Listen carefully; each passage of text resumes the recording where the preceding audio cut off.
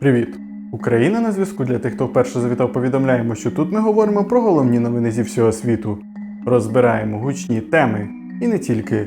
У цьому відео поговоримо про головне, що відбулося за останні дні. Це і про поїздку Путіна у Тегеран, яка породила безліч розмов та мемів. Про скандальну компанію Абрамовича, Дмитра Гордона, Бориса Джонсона та інші цікаві події. Та перед початком хочу вас закликати допомагати українській армії. Робіть це на достовірних та відомих ресурсах. Посилання на деякі ми залишимо у описі під відео. Що ж, не будемо гаяти час, максимально інформативно та коротко. Починаємо.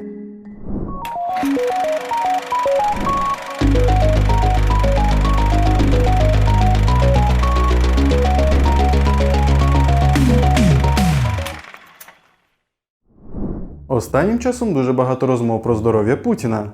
Ми на цей рахунок робили окремий відеоролик. Рекомендую подивитися. Та минулого тижня пролунало декілька авторитетних думок щодо самопочуття диктатора. 21 липня директор Центрального розвідувального управління США Вільям Бернс заявив, що російський президент надто здоровий. Про це він заявив, виступаючи на форумі з безпеки в Аспені, Колорадо, повідомило видання NBC News. Ходить багато чуток про здоров'я президента Путіна, але наскільки ми можемо судити, він надто здоровий. 21 листопада голова британської розвідки Мі-6 Річард Мур також прокоментував дані про стан здоров'я кремлівського диктатора. Про це писало авторитетне видання Reuters. На запитання про здоров'я російського президента Мур відповів: «Немає жодних доказів того, що Путін серйозно хворий». Правда кажучи, у вівторок, 19 липня, президент Росії був із робочим візитом у Тегерані. Там Путін постійно кашляв, на що з'явилася купа нарізок та розмов про його здоров'я.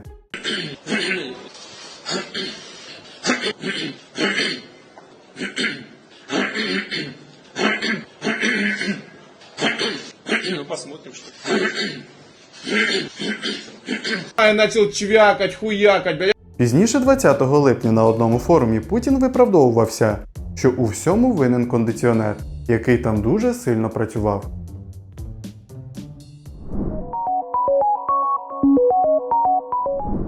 У тому ж Тегерані 19 липня сталася ще одна гучна ситуація. Президент Туреччини Реджеп Ердоган спізнився на зустрічі з Путіним майже на хвилину. Інтернет облетіли кадри, як російський диктатор на очах у журналістів стоїть, як якась бідолага та чекає. Раніше Путін сам часто запізнювався на зустрічі зі світовими лідерами. Подейкують, що тим самим він ставив себе вище за інших. Турецьке видання Т-24 писали, що у березні 2020 року Ердогану довелося чекати на президента РФ приблизно 2 хвилини під час їхньої зустрічі у Москві. ЗМІ вважають, що запізнення турецького лідера могло бути помстою за давній інцидент. Ця ситуація облетіла весь світ. Зокрема, старша кореспондентка американського журналу The National Джойс Карам написала у Твіттері, що інцидент свідчить про зміни щодо Росії, які настали після вторгнення РФ в Україну. Взагалі, поїздка Путіна в Тегеран породила багато розмов, у тому числі мемів із закадрів зустрічі між Путіним та верховним керівником і духовним лідером Ірану Аятоллою Алі Хаменеї.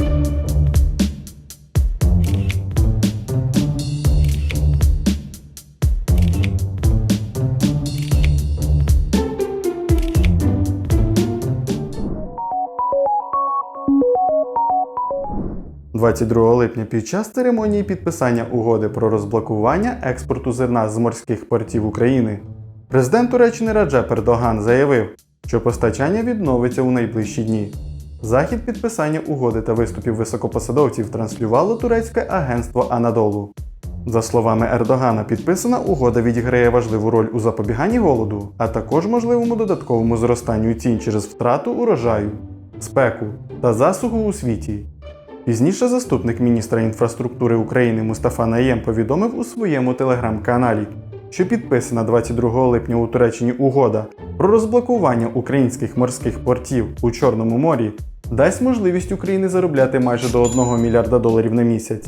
Також він пояснив, що підписаний документ буде повністю оприлюднений і він не містить папірців на коліні, жодного підпису української сторони поруч з підписом окупантів не стоїть, а розблокування портів не передбачає послаблення антиросійських санкцій.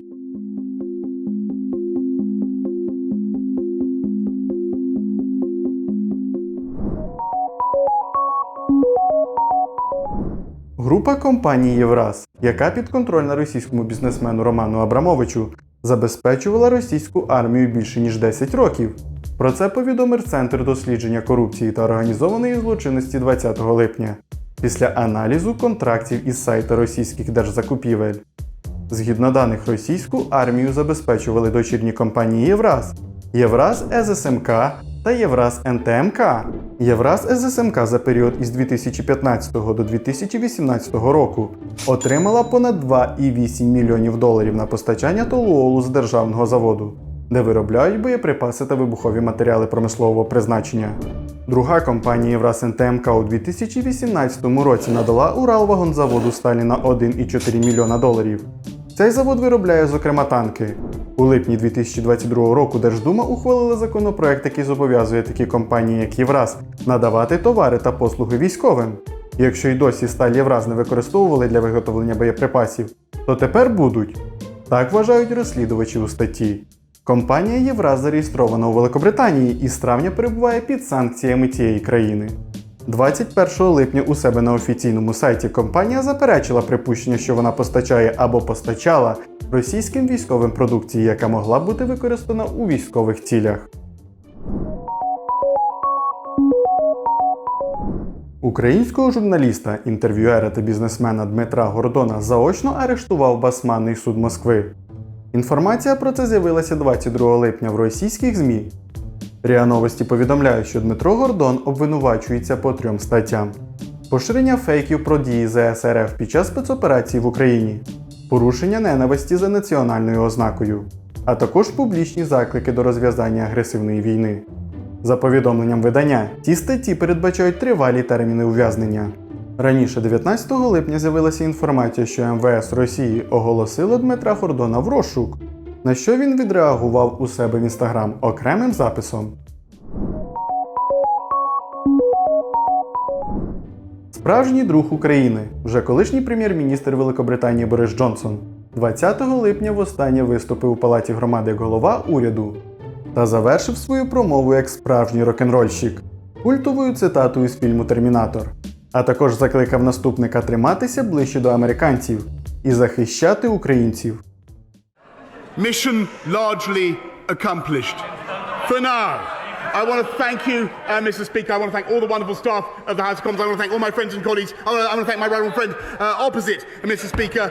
I want to thank everybody here, and hasta la vista, baby. Thank you.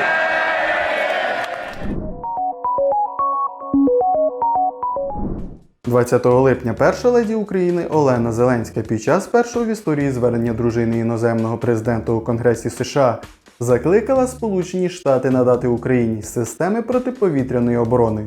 Також дружина президента України розповіла про низку воєнних злочинів Росії. Зокрема, про загибель дівчинки внаслідок ракетного удару окупантів по Вінниці. І сьогодні я хочу звернутися до вас як до політиків і представників партій, а також як до мам і тат, бабусь та дідусів, доньок та синів. Це дівчинка Ліза. Я познайомилася з нею перед Різдвом, коли ми готували привітання для дітей. І я запам'ятала її саме такою веселою, грайливою, маленькою бешкетницею. 14 липня Ліза була вбита російським ракетним ударом по нашому місту в центрі України, місту Вінниця. 25 загиблих, 200 людей поранено. Мама Лізи у важкому стані, кілька днів їй не казали, що донька загинула. Не знала, як сказати. Але як про них можна говорити, коли проти твоєї країни іде неспровокована загарбницька терористична війна? Росія знищує наш народ.